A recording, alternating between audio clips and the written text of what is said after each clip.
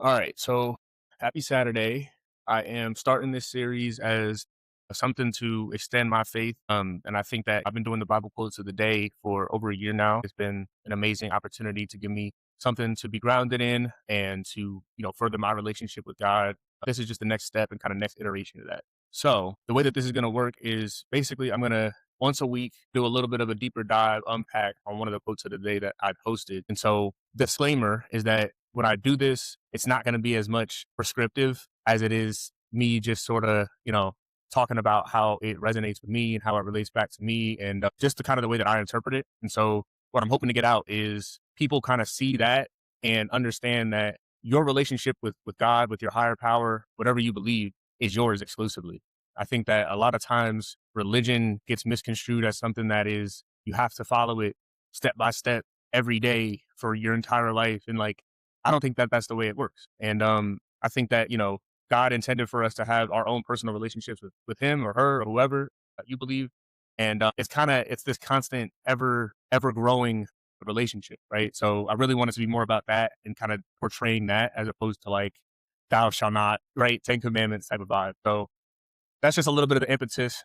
So for first vlog of the week, so what we're going to call it, we got quote of the day. Now we got vlog of the week. For the first vlog of the week, we have Acts 1:7. So it reads, "It is not for you to know the times or dates the Father has set by his own authority, but you will receive power when the Holy Spirit comes on you." So I love this. I think for me personally, I am a very, very strict person on myself. I do a lot of reflection and I kind of have these goals in my head and deadlines that I want to hit. And I feel like in some cases I have, in some cases I haven't. And it gets really challenging sometimes to just take a deep breath, look at the holistic picture, look at the systems that I have in place, the way that I'm going about my life and just trust in the Lord, trust that things are going to manifest in the way that they're supposed to because I'm taking care of what I can on my end.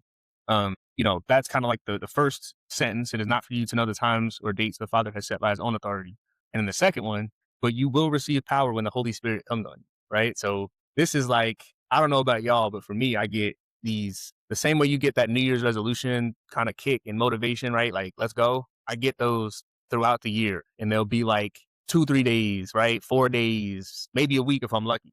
And so that is, in my opinion, the power when the Holy Spirit comes on you, right? It's motivation. You get that sense of like, let's go. And so when you receive that power, it's all about to me kind of squeezing as much of it out as you possibly can because there's ebbs, there's flows, there's a lot of external variables at play that are going to affect our moods. It's going to affect our will. It's going to affect, in some cases, our discipline, right? And I think discipline is something that's kind of like the buzzword right now of the last year or so. And it's true, but I think, again, portraying discipline as something that is perfection as opposed to something that's more about continuity, right? And the mindset of like, all right, if I miss today, I'm not going to miss tomorrow. I think that's more so how it should be explained because we're human beings, right? We're human beings. Nobody's perfect. Nobody's going to get 100% on the test.